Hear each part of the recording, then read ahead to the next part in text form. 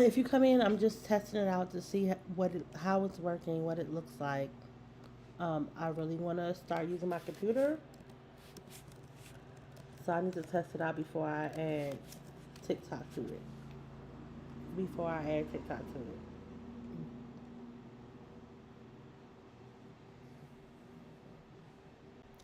I feel like my light is good though.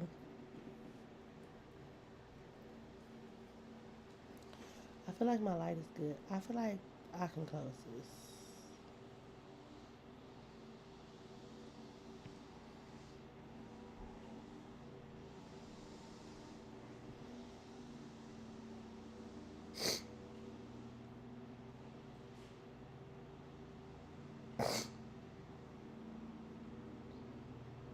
Okay.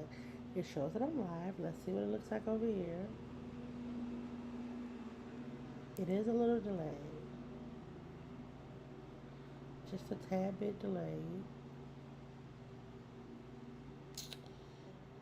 Just a little delayed.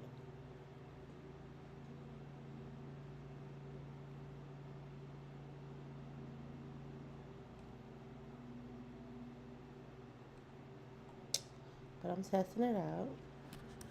I want to test out the chat to see how it comes up on Meld.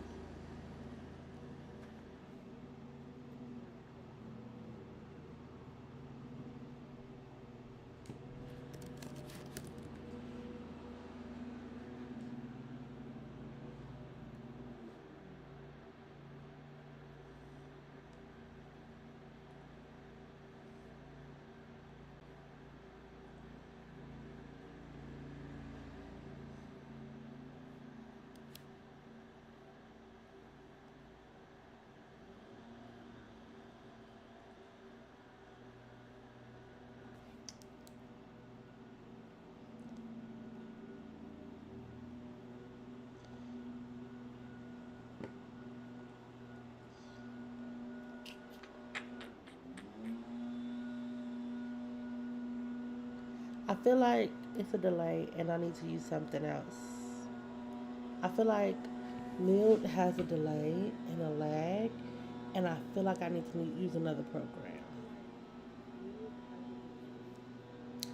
My lighting is good though.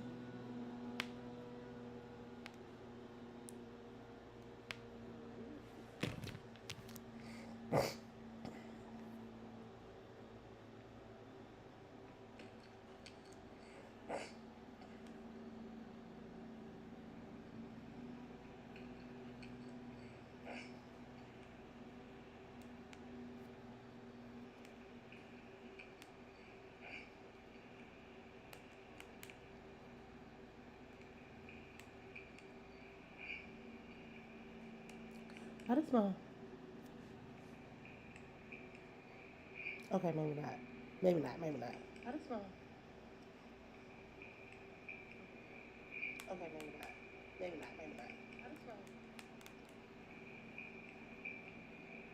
okay, maybe not. Maybe not, maybe not.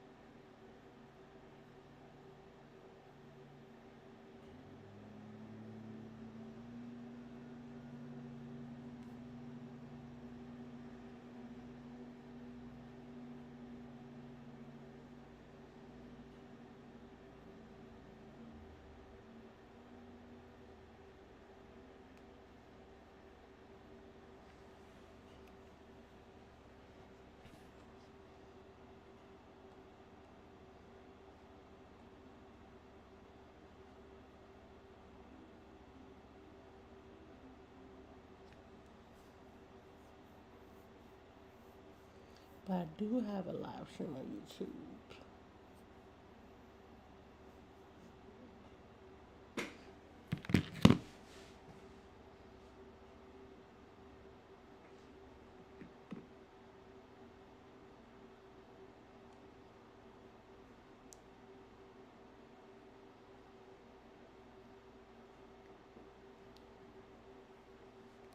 It's a big lag on Twitch.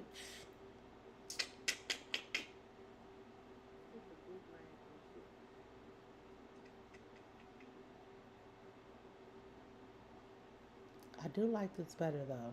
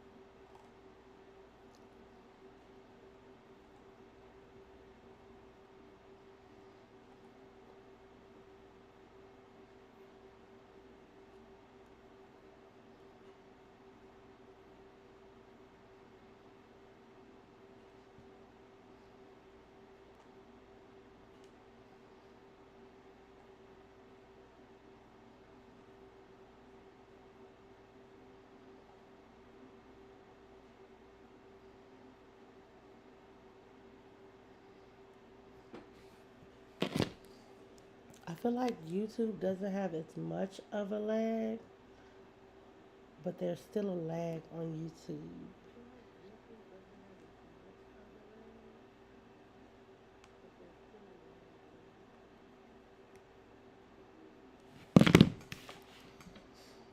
Well, we're gonna test it out for a little while. I'm gonna give it 20 minutes in coffee.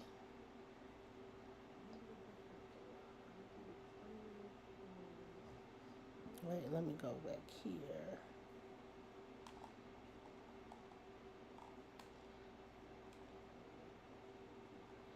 Where did I find this crewmate at?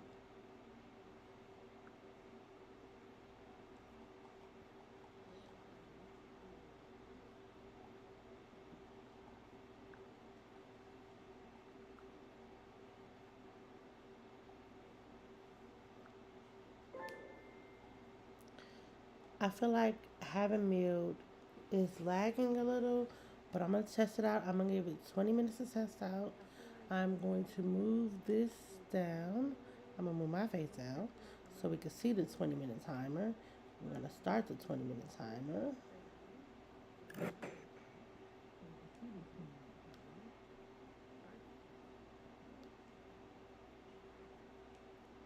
And then we're gonna do a little cleaning up and see how this works. If it gets better over the next 20 minutes. I'm currently packing, so my girl is reading the book.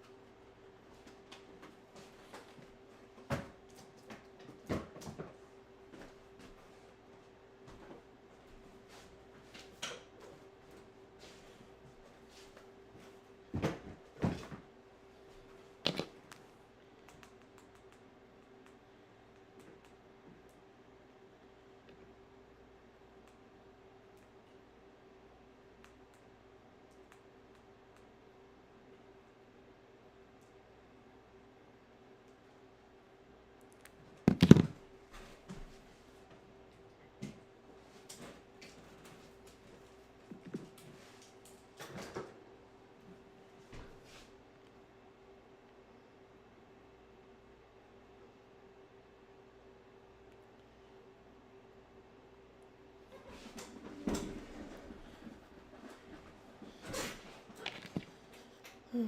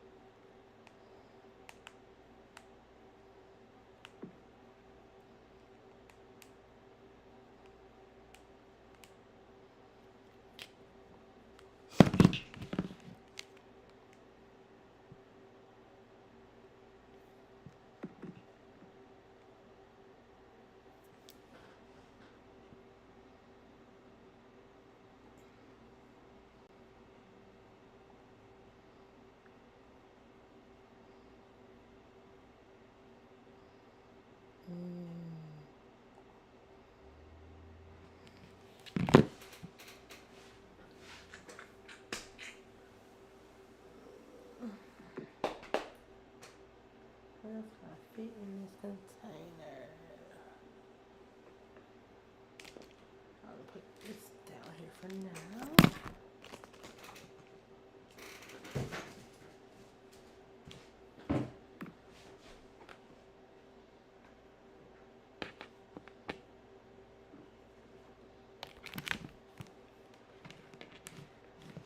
Okay. Okay.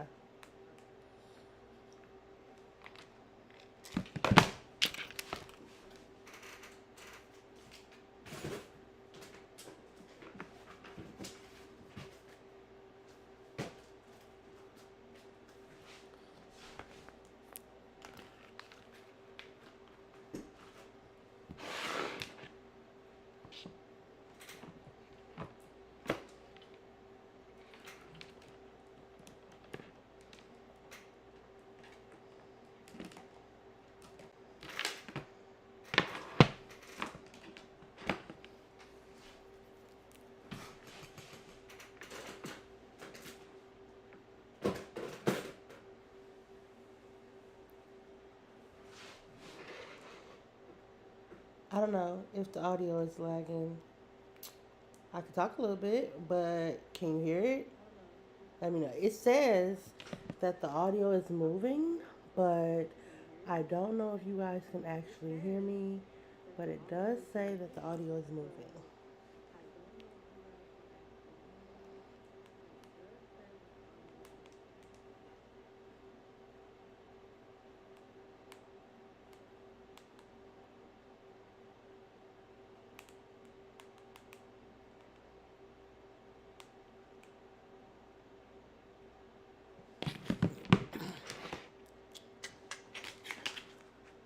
Okay. I need I need a plug.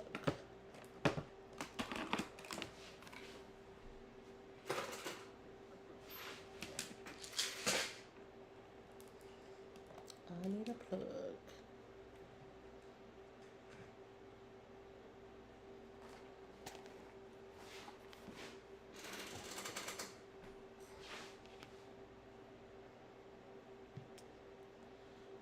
I'm gonna play some music, y'all. We still got 8 minutes of me trying to pack stuff up. I need to find a plug real quick, so that I can plug in my iPad. But I packed them in this box now. So I need to move stuff around just to get one plug out. I didn't have to move much. There it goes. There it goes.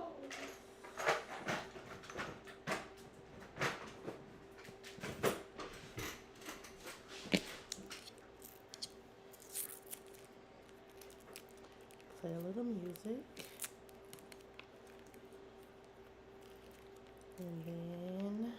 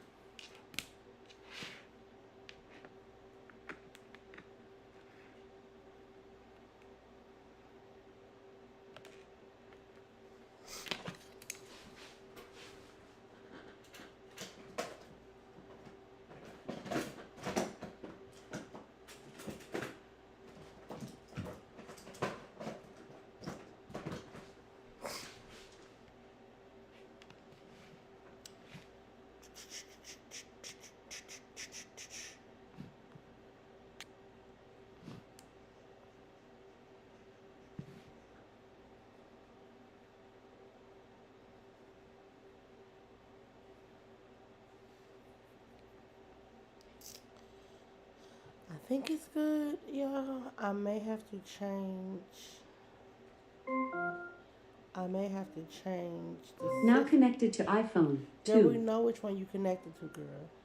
I may have to change the system a little bit just to. That's basically everybody's biggest fear later on in Now life, y'all be when asleep. confronted with I starting a new listened to business or changing 1.5. careers Okay. or quitting an awful job. And I got to experience it right out of the gates. Things could only get better. So yeah, lucky. When you're sleeping on a smelly futon and have to count coins to figure out whether you can afford McDonald's this week, and you've sent out 20 resumes without hearing a single word back, then starting a blog in this stupid internet business doesn't sound like such a scary idea. If every project I started failed, if every post I wrote went unread, I'd only be back exactly where I started. So why not try? Failure itself is a relative concept. If my metric had been to become an anarcho-communist revolutionary, then my complete failure to make any money between 2007 and 2008 would have been a raging success. But if, like most people, my metric had been to simply find a first serious job that could pay some bills right out of school, I was a dismal failure. I grew up in a wealthy family. Money was never a problem. On the contrary, I grew up in a wealthy family where money was more often used to avoid problems than solve them. I was again fortunate because this taught me at an early age that making money by itself was a lousy metric for myself. You could make plenty of money and be miserable, just as you could be broke and be pretty happy. Therefore, why use money as a means to measure my self-worth? Instead, my value was something else. It was freedom, autonomy. The idea of being an entrepreneur had always appealed to me because I hated being told what to do and preferred to do things my way. The idea of working on the internet appealed to me because I could do it from anywhere and work whatever I wanted. I asked myself a simple question. Would I rather make decent money and work a job I hated? Or play an internet entrepreneur and be broke for a while? The answer was immediate and clear for me. The latter. I then asked myself, if I try this thing and fail in a few years and have to go get a job anyway, will I have really lost anything? The answer was no. Instead of a broke and unemployed 22-year-old with no experience, I'd be a broke and unemployed 25-year-old with no experience. Who cares? With this value, to not pursue my own projects became the failure, not a lack of money, not sleeping on friends and family's couches, which I continued to do for most of the next 2 years, and not an empty resume. The failure/success paradox. When Pablo Picasso was an old man, he was sitting in a cafe in Spain, doodling on a used napkin. He was nonchalant about the whole thing, drawing whatever amused him at that moment, kind of the same way teenage boys draw penises in bathroom stalls. Except this was Picasso, so his bathroom stall penises were more like cubist/impressionist awesomeness laced on top of faint coffee stains. Anyway, some woman sitting near him was looking on in awe. After a few moments, Picasso finished his coffee and crumpled up the napkin to throw away as he left. The woman stopped him. "Wait," she said. "Can I have that napkin you were just drawing on? I'll pay you for it." "Sure," Picasso replied. $20,000. Oh! The woman's head jolted back as if he had just flung a brick at her. "What? It took you like 2 minutes to draw that?" So? "No, ma'am," Picasso said. "It took me over 60 years to draw this." He stuffed the napkin in his pocket and walked out of the cafe. Improvement at anything is based on thousands of tiny failures, and the magnitude of your success is based on how many times you failed at something. If someone is better than you at something, then it's likely because she has failed at it more than you have. If someone is worse than you, it's likely because he hasn't been through all of the painful learning experiences you have.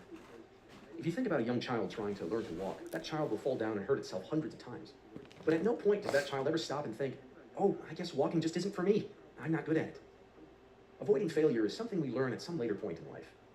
I'm sure a lot of it comes from our education system, which judges rigorously based on performance and punishes those who don't do well. Another large share of it comes from overbearing or critical parents who don't let their kids screw up on their own often enough, and instead punish them for trying anything new or not preordained.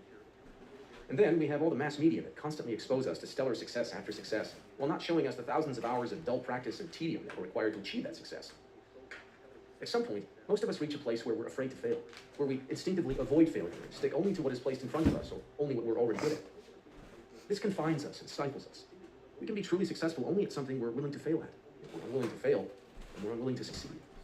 A lot of this fear of failure comes from having chosen shitty values. For instance, if I measure myself by the standard, make everyone I meet like me, I will be anxious because failure is 100% defined by the actions of others, not by my own actions. I am not in control. Thus, my self-worth is at the mercy of judgments by others.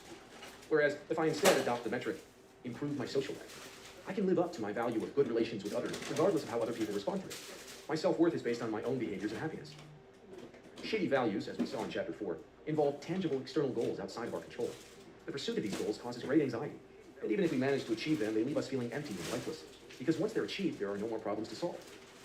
Better values, as we saw, are process-oriented. Something like express myself honestly to others, a metric for the value honesty, is never completely finished. It's a problem that must continuously be re-engaged. Every new conversation, every new relationship brings new challenges and opportunities for honest expression. The value is an ongoing, lifelong process that defies completion. If your metric for the value success by worldly standards is buy a house and a nice car, and you spend 20 years working your ass off to achieve it, Once it's achieved, the metric has nothing left to give you. Then say hello to your midlife crisis because the problem that drove you your entire adult life was just taken away from you. There are no other opportunities to keep growing and improving, and yet it's growth that generates happiness, not a long list of arbitrary achievements. In this sense, goals, as they are conventionally defined, graduate from college, buy a lake house, lose 15 pounds, are limited in the amount of happiness they can produce in our lives. They may be helpful when pursuing quick short-term benefits, but as guides for the overall trajectory of our life, they suck. Picasso remained prolific his entire life. He lived into his 90s and continued to produce art up until his final years. Had his metric been become famous, or make a buttload of money in the art world, or paint 1,000 pictures, he would have stagnated at some point along the way. He would have been overcome by anxiety or self-doubt. He likely wouldn't have improved and innovated his craft in the ways he did decade after decade. The reason for Picasso's success is exactly the same reason why, as an old man, he was happy to scribble drawings on a napkin alone at a cafe. His underlying value was simple and humble, and it was endless. It was the value honest expression, and this is what made that napkin so valuable. Pain is part of the process. In the 1950s, a Polish psychologist named Kazimierz Dabrowski studied World War II survivors and how they coped with traumatic experiences in the war. This was Poland, so things had been pretty gruesome. These people had experienced or witnessed mass starvation, bombings that turned cities to rubble, the Holocaust, the torture of prisoners of war, and the rape and or murder of family members, if not by the Nazis, then a few years later by the Soviets. As Dabrowski studied the survivors, he noticed something both surprising and amazing. A sizable percentage of them believed that the wartime experiences they'd suffered, although painful and indeed traumatic, had actually caused them to become better, more responsible, and yes, even happier people. Many described their lives before the war as if they'd been different people then, ungrateful for and unappreciative of their loved ones, lazy and consumed by petty problems, entitled to all they'd been given. After the war, they felt more confident, more sure of themselves, more grateful and unfazed by life's trivialities and petty annoyances. Obviously, their experiences had been horrific, and these survivors weren't happy about having had to experience them. Many of them still suffered from the emotional scars the lashings of war had left on them. But some of them had managed to leverage those scars to transform themselves in positive and powerful ways. And they aren't alone in that reversal. For many of us, our proudest achievements come in the face of the greatest adversity. Our pain often makes us stronger, more resilient, more grounded. Many cancer survivors, for example, report feeling stronger and more grateful after winning their battle to survive. Many military personnel report a mental resilience gained from withstanding the dangerous environments of being in a war zone. Dabrowski argued that fear and anxiety and sadness are not necessarily always undesirable or unhelpful states of mind. Rather, they are often representative of the necessary pain of psychological growth. And to deny that pain is to deny our own potential. Just as one must suffer physical pain to build stronger bone and muscle, one must suffer emotional pain to develop greater emotional resilience, a stronger sense of self, increased compassion, and a generally happier life. Our most radical changes in perspective often happen at the tail end of our worst moments. It's only when we feel intense pain that we're willing to look at our values and question why they seem to be failing us. We need some sort of existential crisis to take an objective look at how we've been deriving meaning in our life, and then consider changing course. You could call it hitting bottom or having existential crisis. I prefer to call it weathering the shitstorm. Choose what suits you. And perhaps you're in that kind of place right now. Perhaps you're coming out of the most significant challenge of your life and are bewildered because everything you previously thought to be true and normal and good has turned out to be the opposite. That's good. That's the beginning. I can't stress this enough, but pain is part of the process. It's important to feel it. Because if you just chase after highs to cover up the pain, if you continue to indulge in entitlement and delusional positive thinking, if you continue to overindulge in various substances or activities, then you'll never generate the requisite motivation to actually change. When I was young, anytime my family got a new VCR or stereo, I would press every button, plug and unplug every cord and cable, just to see what everything did. With time, I learned how the whole system worked, and because I knew how it all worked, I was often the only person in the house who used the stuff. As is the case for many millennial children, my parents looked on as if I were some sort of prodigy. For them, the fact that I could program the VCR without looking at the instruction manual made me the second coming of Tesla. It's easy to look back at my parents' generation and chuckle at their technophobia. But the further I get into adulthood, the more I realize that we all have areas of our lives where we're like my parents with the new VCR. We sit and stare and shake our heads and say, but how? And really, it's as simple as just doing it. I get emails from people asking questions like this all the time. And for many years, I never knew what to say to them. There's the girl whose parents are immigrants and saved for their whole lives to put her through med school. But now she's in med school and she hates it. She doesn't want to spend her life as a doctor, so she wants to drop out more than anything. Yet she feels stuck. So stuck, in fact, that she ends up emailing a stranger on the internet, me, and asking him a silly and obvious question like, how do I drop out of med school? Or the college guy who has a crush on his tutor. So he agonizes over every sign, every laugh, every smile, every diversion into small talk, and emails me a 28-page novella that concludes with the question, how do I ask her out? Or the single mother whose now adult kids have finished school and are loafing around on her couch, eating her food, spending her money, not respecting her space or her desire for privacy. She wants them to move on with their lives. She wants to move on with her life. Yet she's scared to death of pushing her children away, scared to the point of asking, how do I ask them to move out? These are VCR questions. From the outside, the answer is simple. Just shut up and do it. But from the inside, from the perspective of each of these people, these questions feel impossibly complex and they're painful. Existential riddles wrapped in enigmas packed in a KFC bucket full of Rubik's Cubes. PCR questions are funny because the answer appears difficult to anyone who has them, and appears easy to anyone who does not. I think we're The done. problem here is pain. Filling out the appropriate paperwork to drop out of high Okay, school is a I straightforward tested and it out obvious enough. action. It's a little laggy, but not too Asking a much. tutor out on a date is as simple as So saying the I words. think it'll be good. Risking intense embarrassment and rejection feels far more complicated. Asking someone to move out of your house is a clear decision. Feeling as if you were abandoning your own children is not. I struggled with social anxiety throughout much of my adolescence and young adult life. I spent most of my days distracting myself with video games, and most of my nights either drinking or smoking away.